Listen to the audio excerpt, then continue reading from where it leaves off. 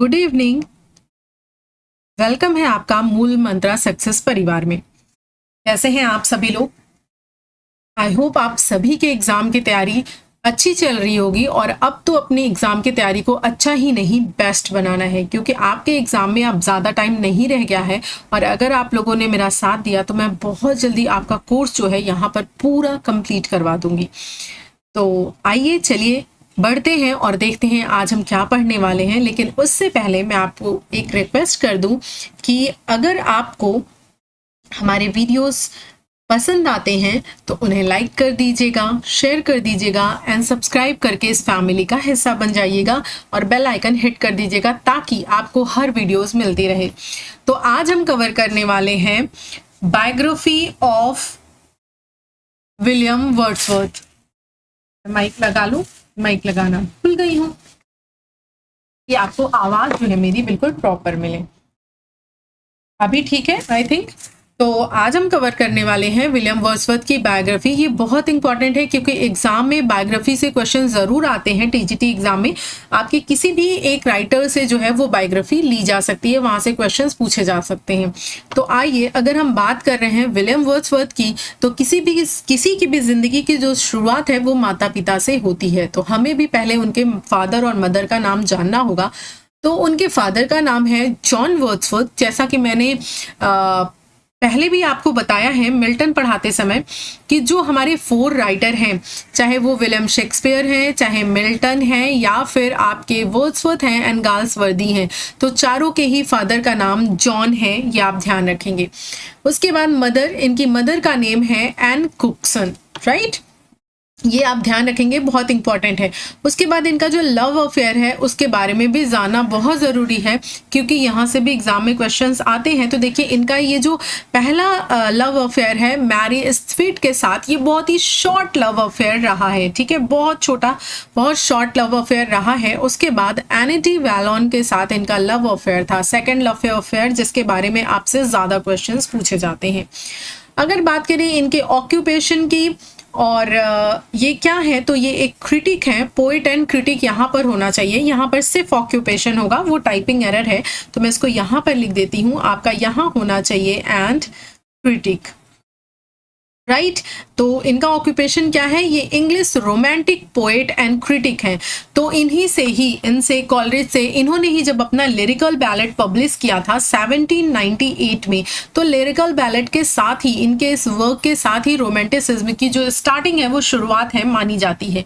तो आइए चलिए हम फटाफट से इनके बारे में और आगे जो इन्फॉर्मेशन है वो देख लेते हैं। इनके मदर, फादर और इनके ऑक्यूपेशन के बारे में जानने के बाद अब हम देखते हैं कि इनका बर्थ जो है वो कहाँ पर और कब हुआ है। तो बहुत इंपॉर्टेंट है, इनका जो जन्म है वो 7 अप्रैल 1770 है। तो आप देखो, इसको याद करना आपके लिए इजी होगा, क्योंकि यहाँ पर मैक्सिमम नंबर जो 7 है वो आया हुआ है। तो इस तरह से भी आप ध्यान रख सकते हो कि मैक्सिमम नंबर 7 जो 4 राइटर्स हैं उनमें से इनमें ही आया है। किसमें? विलियम वर्ड्सवर्थ में। तो 7 अप्रैल 1770 को इनका जन्म कॉकरमाउथ में होता है, ऑन डॉरवेंट इन कम्बरलैंड, इंग्लैंड। तो ये कहाँ के हैं? ये इंग्लैंड के हैं, कम्बरलैंड इंग्लैंड में इनका जन्म होता है, ठीक है। उसके बाद आफ्टर 6 इयर्स, ये 1776 में जो है कॉकरमाउथ ग्रामर स्कूल में जाते हैं पढ़ाई करने के लिए, यहाँ पर उनका एडमिशन होता है। उसके 2 साल बाद ही 1778 में उनकी लाइफ में एक बहुत बड़ी ट्रेजेडी होती है। वो क्या होती है कि इनकी जो मदर हैं उनकी क्या हो जाती है? डेथ हो जाती है। यानी कि इन्होंने बहुत कम उम्र में अपने मदर और अपने फादर दोनों को ही खो दिया था, ठीक है। इनकी मदर की डेथ 1778 में होती है और इनके फादर की डेथ 1783 में होती है। यानी कि देखिए कितनी कम एज है उनकी, ठीक। तो लगभग देखिए 8 साल के बाद 1770 में पैदा हुए हैं और 1778 में 8 साल के बाद इन्होंने अपनी मदर को खो दिया। तो बहुत ही बचपने में खोया है। उसके बाद इनकी मदर की डेथ होने के बाद इनका जो स्कूल है वो ट्रांसफ़र हो जाता है। ये कॉकरमाउथ ग्रामर स्कूल से जो है वो ट्रांसफ़र होकर आ जाते हैं ग्रामर स्कूल हॉक्सहेड में आ जाते हैं, ठीक है। ये लोग आगे देखेंगे कि बाद में ये थोड़ा अपने रिलेटिव के पास भी रहते हैं, क्योंकि मदर फादर दोनों की डेथ हो गई है, तो ऑब्वियस है कि कहाँ रहेंगे। तो 1783 में इनके फादर की डेथ हो जाती है, जैसा कि मैंने अभी आपको बताया है। उसके बाद 1787 में, ठीक, लगभग 17 ईयर्स के बाद 1787 में इन्होंने सेंट जॉन्स कॉलेज कैम्ब्रिज में एडमिशन लिया और वहां पर इन्होंने अपना पहला वर्क द यूरोपियन मैगजीन जो है वो लिखा।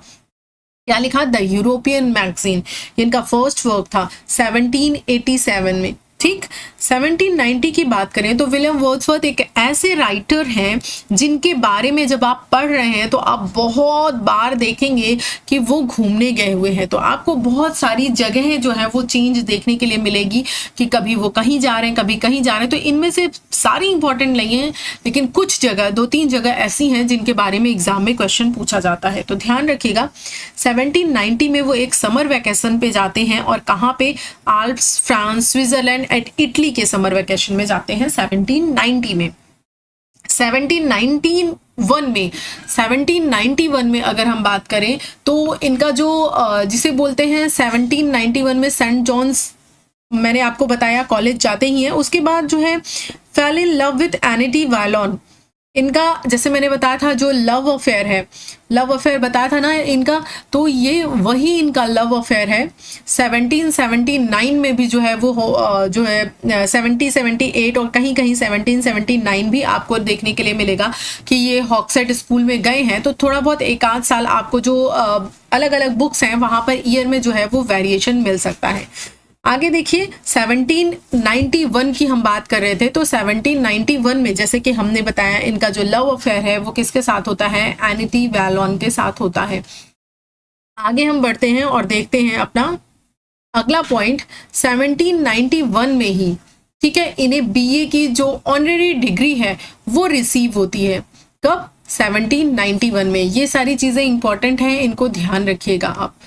आगे बढ़े और देखें अपना अगला जो इम्पोर्टेंट ईयर है वो क्या है? वो है विलियम वर्ड्सवर्थ और एनिटी वायलॉन, जिनके साथ अभी आपने इनका लव अफेयर देखा है। उनके साथ इनकी एक डॉटर होती है जिसका नाम होता है कैरोलिन। क्या नाम होता है? कैरोलिन। इससे ही ये बाद में मिलने जाते हैं और परमिशन लेने जाते हैं।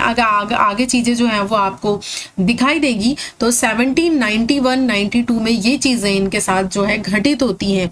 ठीक, उसके बाद 1793 जो है ये बहुत इंपॉर्टेंट ईयर है। यहाँ से क्वेश्चन आपके एग्जाम में बनता है कि इन्होंने अपनी जो पहली पोएट्री है, ठीक, वो लिखी। कौन सी? एन इवनिंग वॉक, और दूसरी डिस्क्रिप्टिव स्केचेस। जनरली हम इसको साथ में ही पढ़ते हैं क्योंकि ये साथ ही थी। तो 1793 में इन्होंने लिखा था an evening walk and descriptive sketches. और एक और एडिशनल आपको इन्फॉर्मेशन मैं यहाँ पे दे देती हूँ कि 1793 में ही ये गए थे कहाँ पर? टिंटर्न एवे में। टिंटर्न एवे जब आप पोएम पढ़ेंगे तो वहां पर आप देखेंगे कि 3 विजिट ये किए थे। कहाँ पर? कहाँ की? यहाँ टिंटर्न एवे की। तो उसमें से जो इनकी पहली विजिट थी वो 1793 में ही थी। ये चीज आपके पीडीएफ में मेंशन नहीं है, लेकिन यहाँ पर कुछ जो एडिशनल इंफॉर्मेशन होती जाएगी वो मैं आपको बताती जाऊंगी। तो जब मदर और फादर की डेथ हो गई थी तो बच्चे जो है थोड़े दिन के बाद अलग हो गए थे। कौन कौन? ये और इनकी जो सिस्टर थी डोरोथी, दोनों के बीच में बहुत अच्छी अंडरस्टैंडिंग थी और दोनों पूरे लाइफ लॉन्ग साथ में रहे हैं। बीच में कुछ दिनों के लिए वो अलग थे, जैसे कि आपको मैंने रीजन बताया था। क्या रीजन है? तो 1794 में वो फिर से क्या होते हैं, यानी कि डोरोथी प्लस वर्ड्सवर्थ ये क्या होते हैं? मिल जाते हैं, यानी कि रीयूनाइट हो जाते हैं। राइट, रीयूनाइट हो जाते हैं 1794 में। 1795 जो ईयर है ये भी अपने आप में इंपॉर्टेंस रखता है क्योंकि इनके एक फ्रेंड हैं, उनका नाम क्या है? रेज़ले कैलवर्ट।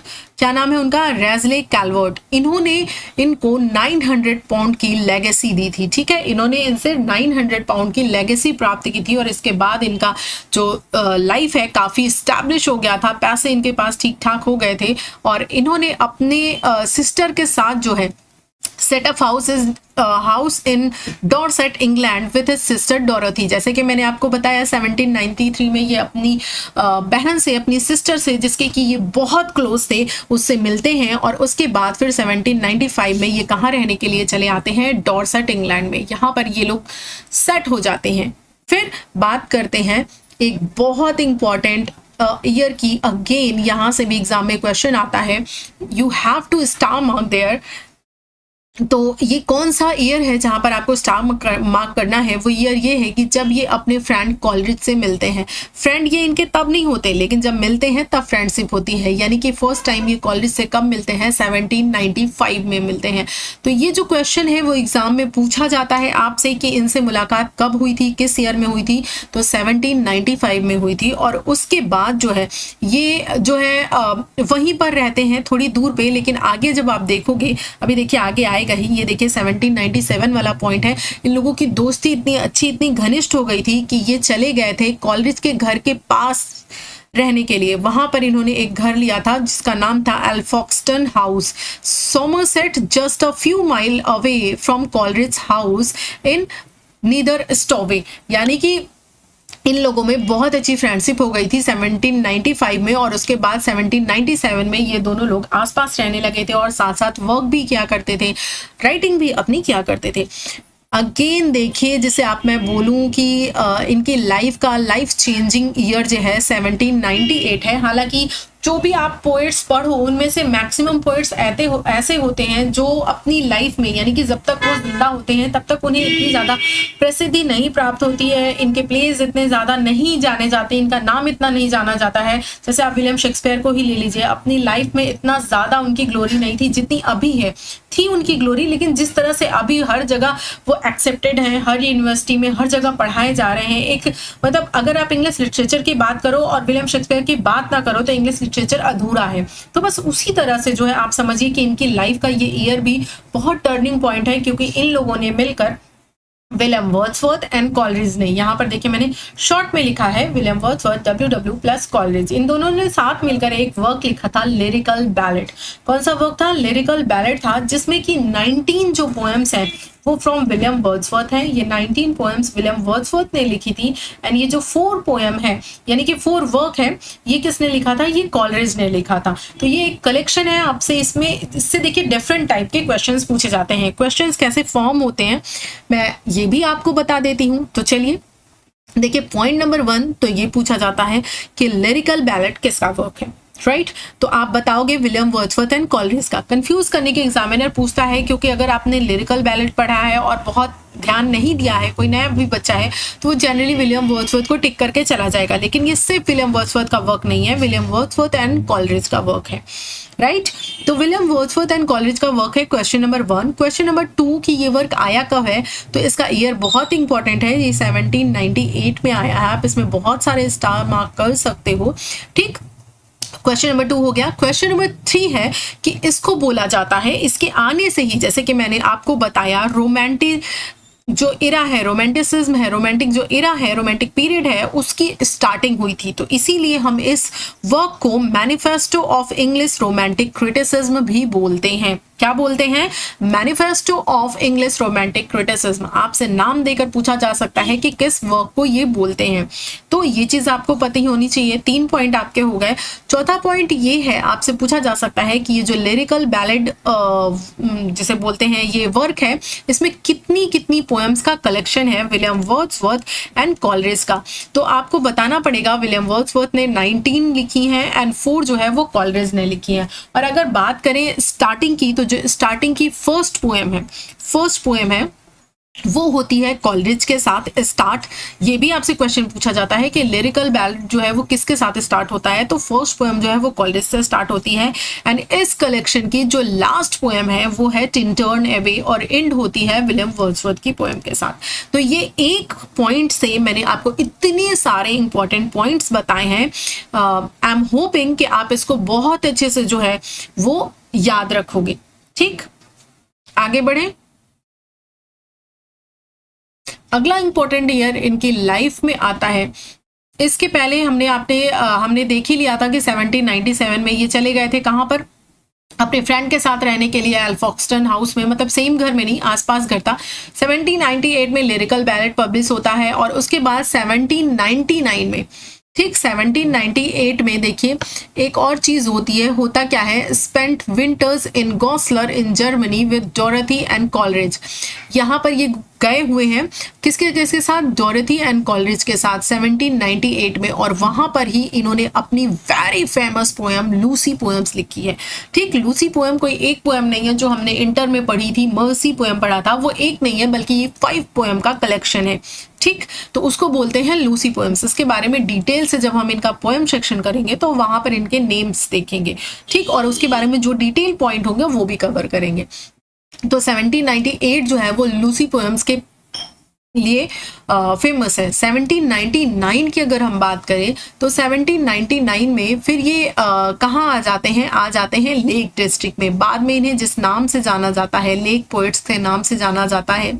आपको मैं एक क्वेश्चन देती हूँ, आप बताइए कि किसने ये टर्म दिया था इन लोगों को लेक पोएट्स का। ये आपका होमवर्क है, आप मुझे बताइए, मैं अगली स्लाइड में इसको आपका होमवर्क चेक करके फिर कवर करूंगी। तो ये लेक डिस्ट्रिक्ट में जो है वो आ गए थे रहने के लिए, settle to Dove Cottage in the village of Grasmere. Grasmere के विलेज में, वहां पर लेक डिस्ट्रिक्ट बहुत ही, मतलब आप अभी भी सर्च करके देखो गूगल पे तो बहुत अच्छा सीनरी दिखाता है, बहुत अच्छी वहां का जो एनवायरमेंट है वो था, तो वहां पर ये शिफ्ट हो जाते हैं। बहुत इंपॉर्टेंट ईयर ये भी है जहां से एग्जाम में क्वेश्चन आता है। ईयर क्या है, 1800। क्या है, 1800। 1800 में जो है इनका जो है वो second edition of lyrical ballad आया। क्या आया, second edition of lyrical ballad आया, इंक्लूडिंग अ प्रीफेस, जिसमें इन्होंने क्या किया, प्रीफेस ऐड किया था, जिसमें इन्होंने पोएटिक्स प्रिंसिपल्स दिए थे, कुछ पोएटिक्स प्रिंसिपल दिए थे, यानी कि कुछ पोइट्री के बारे में कि पोइट्री कैसी होनी चाहिए, पोइट के बारे में कुछ डेफिनेशंस दी थी, कुछ बताया था। तो यहाँ पर इन्होंने क्या, आपसे क्वेश्चन कैसे बनेगा, पहले तो आपसे ये पूछेगा सेकंड एडिशन कब आया था, क्वेश्चन नंबर 1। क्वेश्चन नंबर 2 इस तरह से बनेगा कि जो लिरिकल बैलेड है उसमें प्रीफेस जो है वो किस ईयर में ऐड किया गया है और उसमें क्या चीजें हैं, तो उसमें पोएटिक प्रिंसिपल्स दी हुई हैं। ठीक है, अगला जो पॉइंट है वो है 1802, यानी कि 1802 ईयर में जो है वो इनका अपेंडिक्स यानी कि जो थर्ड एडिशन है वो आता है। इसमें ये क्या ऐड करते हैं, पोएटिक डिक्शन ऐड करते हैं। तो ये जो चीज़ें मैं मार्क कर रही हूँ ना, या सर्कल कर रही हूँ, रेक्टेंगल बना रही हूँ, इनको ज़रूर आप याद कर लीजिएगा। क्वेश्चन जैसे कि मैंने बताया, लिरिकल बैलेड से तरह तरह के पूछे जाते हैं। पहला तो लिरिकल बैलेड का पब्लिकेशन, उसका कोलैबोरेशन, एंड साथ ही साथ लिरिकल बैलेड में प्रीफेस कब ऐड हुआ है, तो 1800 में, और लिरिकल बैलेड का थर्ड एडिशन में अपेंडिक्स ऐड हुआ है, तो उसमें क्या चीजें हैं, तो उसमें क्या है, पोएटिक डिक्शन है। देखिए, मैं आपको जो पॉइंट समझा रही हूँ, एक एक पॉइंट को लेकर चल रही हूँ, उसके साथ साथ मैं आपको क्वेश्चंस भी फ्रेम करके बता रही हूँ, ताकि आपको ये पढ़ने के साथ साथ पता चल जाए कि एग्जाम में क्वेश्चंस किस तरह से जो है बन रहे हैं और हमें कैसे अप्रोच के साथ पढ़ना है। अब हमें सिर्फ ये लाइन याद नहीं कर लेनी, यहाँ से जिस तरह से क्वेश्चंस फ्रेम हो रहे हैं उसको टैकल करना है। आई होप चीज़ें आपको बहुत ही बेहतरीन तरीके से क्लियर हो रही होंगी। स्टिल आपको अगर कोई कंफ्यूजन रह जाता है इतना क्लियर करने के बाद भी, तो नीचे आप कॉमेंट्स में ज़रूर कॉमेंट कर सकते हैं, मैं उसको कंसिडर ज़रूर करूँगी।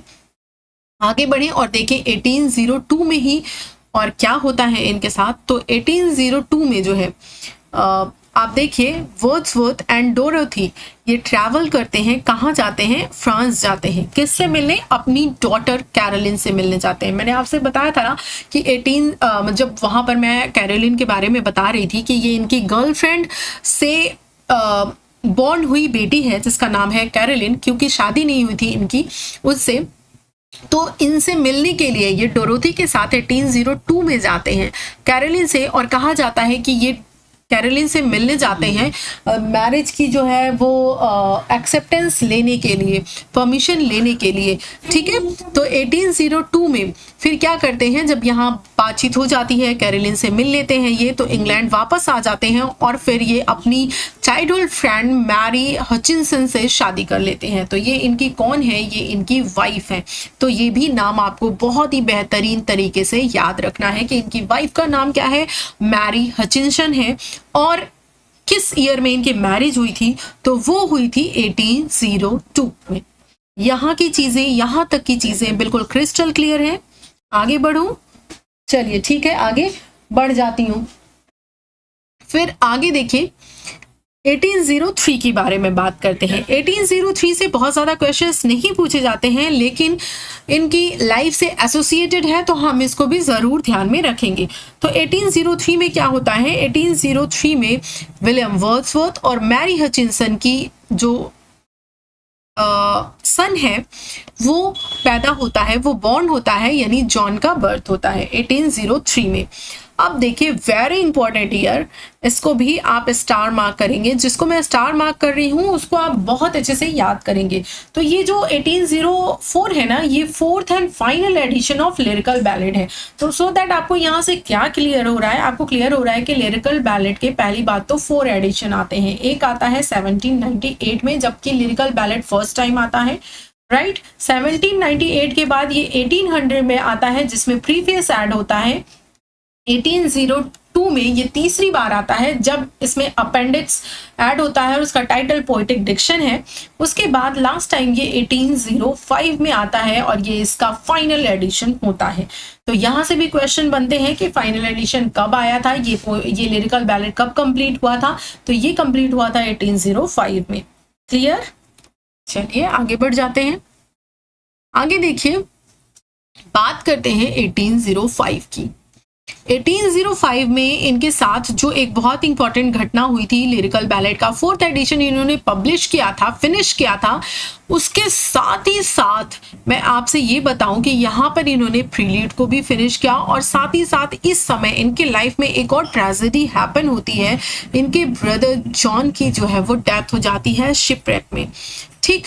When his Earl of Abergavenny as wrecked in Weymouth Bay. ये कौन सी जगह थी? वे माउथ वे में इनका जो शिप है क्या होता है, डूब जाता है। उसमें इनके ब्रदर की जो है जॉन की डेथ हो जाती है। तो यहाँ से क्वेश्चन बस आपसे इतना बन सकता है कि इनके ब्रदर की डेथ ईयर तो नहीं ज्यादा पूछता, कैसे हुई थी ये पूछता है। तो शिप ब्रेक में हुई थी, ठीक है, डूब कर हुई थी, ये क्वेश्चन पूछा जाता है। 1805 में जैसे कि मैंने बताया 3 इंपॉर्टेंट घटनाएं थी। पहला तो आपका जो लिरिकल बैलेड है वो कंप्लीट हुआ था, उसका 4th एडिशन आया था। 1805 में ही इनके ब्रदर की डेथ होती है डूबकर। 1805 में ही प्रील्यूड जो है वो फिनिश होता है, और प्रील्यूड भी इनके लाइफ का बहुत इंपॉर्टेंट वर्क है। इसको भी हम बहुत डिटेल से कवर करेंगे। यहाँ से आपके एग्जाम में बहुत सारे क्वेश्चंस भी फ्रेम होते हैं। 1806 अगेन एक ऐसा ईयर है जो इनके लिए खुशियों भरा है, जिसमें इनका जो 3rd चाइल्ड है थॉमस, उसका क्या होता है, जन्म होता है। 1st चाइल्ड कैरोलिन, अभी हमने पीछे देखा 2nd चाइल्ड, और ये इनका 3rd चाइल्ड है थॉमस, ठीक है। बहुत अच्छे से ध्यान रखेंगे। आगे देखिए 1807 ईयर, इसको भी आप स्टार मार्क करोगे, बहुत इंपॉर्टेंट है। इसलिए इंपॉर्टेंट है क्योंकि यहाँ पर इनका पोएम्स इन 2 वॉल्यूम एक कलेक्शन आता है, जो पोएम्स का कलेक्शन है। इस वॉल्यूम में बहुत सारी पोएम्स हैं, उनका कलेक्शन दिया हुआ है। तो जब आप पोएम्स पढ़ोगे तो उसका रिटर्न ईयर देखोगे तो आपसे पूछा जाएगा ये पोएम कब पब्लिश हुई है, तो आपको देखने में आएगा कि ये 1807 में पब्लिश हुई है इन कलेक्शन पोएम्स इन 2 वॉल्यूम। तो इस तरीके से आप अगर याद रखोगे कि 1807 जो इनका बहुत सारी पोएम्स का कलेक्शन है, तो काफ़ी सारी पोएम्स का पब्लिकेशन आपको ऑटोमेटिकली याद हो जाएगा। अगेन बात करते हैं इनके हैप्पीनेस ईयर की, 1808, जिस समय इनकी 4th चाइल्ड कैथरीन का जन्म होता है। किसका? कैथरीन का जन्म होता है, ठीक। तो ये सारे ईयर बहुत अच्छे से याद रखिएगा जिसको मैंने मार्क किया है, ठीक। इनके बच्चों में बहुत ज़्यादा तो नहीं पूछा जाता। इनके भाई में जैसे मैंने बताया जॉन के बारे में पूछा जाता है। इनके बच्चों में अगर किसी के बारे में पूछना है तो वो कैरोलिन के बारे में पूछा जाता है, ठीक है, क्योंकि ये इनकी गर्लफ्रेंड की के साथ इनकी बेबी थी और उसके वजह से वहाँ वो मिलने वगैरह जाते हैं, यानी इनसे कुछ इंसिडेंट्स जो हैं वो जुड़े हुए हैं, इस वजह से यहाँ से क्वेश्चन फ्रेम होते हैं। बाकी और किसी भी संतान से क्वेश्चन अभी तक फ्रेम नहीं हुआ है, मैंने नहीं देखा है। स्पेशली जितने भी मैंने अभी तक स्टडीज की हैं, जितना भी मैंने एनालिसिस किया है पेपर्स का, मुझे नहीं मिला है। तो मैं इस कंक्लूजन पे पहुंचती हूँ कि आपको ये 2 जो नेम है इनसे एसोसिएटेड बहुत अच्छे से याद रखने हैं। अब देखिए 1808 में ये शिफ्ट होते हैं डफ कॉटेज से एलन बैंक ग्रासमेयर। ये इंपॉर्टेंट है यहाँ पे जो इनकी शिफ्टिंग है, ठीक। डफ कॉटेज में अभी तक वो रह रहे थे। अभी मैंने आपको बताया था अपनी जिसे अपने फ्रेंड और जिसे बोलते हैं अपने उसके साथ क्या नाम है, सिस्टर के साथ, अपनी सिस्टर के साथ रह रहे हैं, तो वहां से ये शिफ्ट हो जाते हैं कहाँ, एलन बैंक क्रासमेयर में, और उसके बाद 1813 में ये राइडल माउंट में शिफ्ट हो जाते हैं। उसके बाद अपनी रेस्ट लाइफ में रहते हैं। अब इनकी जो शिफ्टिंग है, ये बार बार जगह जगह जहां जा रहे हैं, उनमें से ये 2 ईयर बहुत इंपॉर्टेंट है। आपसे क्वेश्चन इस तरह से फ्रेम होगा कि अपनी लास्ट पीरियड ऑफ टाइम में, अपनी लाइफ में 1813 से लेकर के जब तक इनकी डेथ नहीं होती है तब तक ये कहाँ पर रहे हैं, तो ये कहाँ पर रहे हैं, राइडल माउंट में रहे हैं। ये आपको ध्यान रखना है। कहाँ से शिफ्ट हुए थे, एलन बैंक क्रासमेयर से शिफ्ट हुए थे, तो ये पॉइंट इंपॉर्टेंट है, ध्यान रखिएगा। 1813 में ही ये अपॉइंट होते हैं distributor of stamps for Westmorland. ये डिस्ट्रीब्यूटर अपॉइंट होते हैं, ठीक है, स्टैम्प डिस्ट्रीब्यूटर। क्लियर है, बिल्कुल क्लियर है, वेरी नाइस। अच्छा, एक चीज और है, आप अपने नोट्स बनाते रहिएगा, और एग्जाम पास में है, अगर आप लेंदी नोट्स नहीं बना सकते हैं तो जस्ट एक पेज उठाइए, उस पेज में बीच में लिखिए वर्ड्सवर्थ, और साइड साइड में आप लाइंस खींच कर इनकी लाइफ की जो इंपॉर्टेंट ईयर्स हैं, सारे नहीं, जो मैंने बताए हैं, जिनको मैंने स्टार मार्क किया है, इंपॉर्टेंट बताया है, उनको लिख लीजिए, और एग्जाम टाइम में ये आपके रिवीजन में बहुत काम आने वाला है, और यहाँ से क्वेश्चंस भी आपको मिलेंगे। चलिए, मैं पढ़ाने के साथ साथ थोड़ी चाय की चुस्कियां भी ले लेती हूँ। अगर आपके पास भी है तो आप भी ले लीजिए, अदरवाइज अगर मन है तो बना लीजिए, क्योंकि चाय जो है थोड़ा रिफ्रेशमेंट का काम करती है, जिसे अच्छी लगती है। देखिए, इनके 5th चाइल्ड की बात करें, 1810 में इनका 5th चाइल्ड होता है, जिसका नाम है विलियम। क्या नाम है, William. Not so important year, but हाँ, आपको पता होना चाहिए। अब यहाँ पर एक इम्पॉर्टेंट घटना होती है जो पूछी जाती है 1810 में। कौन सी घटना होती है, इनका इनका विलियम वर्ड्सवर्थ और कॉलरिज दोनों का क्या हो जाता है भैया, ये जो दिल था ये टूट जाता है। यानी कि जो पहले दोनों में बहुत बन रही थी, साथ में लिख रहे थे, साथ में रह रहे थे, मतलब आस पास, उस समय क्या हो जाता है, मतलब उनका झगड़ा हो जाता है, ठीक है, उन दोनों की आपस में बनती नहीं है यहाँ पर। उसके बाद कुछ समय के बाद वो रीयूनाइट होते हैं, मित्रता फिर से होती है, लेकिन वो वैसी नहीं होती। कहा जाता है ना, जब किसी धागे में गांठ पड़ जाती है तो आप इसको कितना भी सुलझा लीजिए, लेकिन फिर वो स्मूथनेस, फिर वो फिनिशिंग, फिर उस तरह से नहीं हो पाता। तो बिल्कुल उसी तरह से है, जब किसी रिश्ते में गांठ पड़ जाती है तो कहीं ना कहीं उन बातों की कसक जरूर रह जाती है। तो वही इन लोगों के साथ भी हुआ है। ये दोनों स्ट्रेंज्ड हो गए थे एक दूसरे के लिए, ऐसा लगता था जैसे एक दूसरे को जानते ही नहीं है, ठीक है। तो तब तक आप फटाफट से नोट कीजिए, तब तक मैं एक आध चुस्की ले लेती हूँ।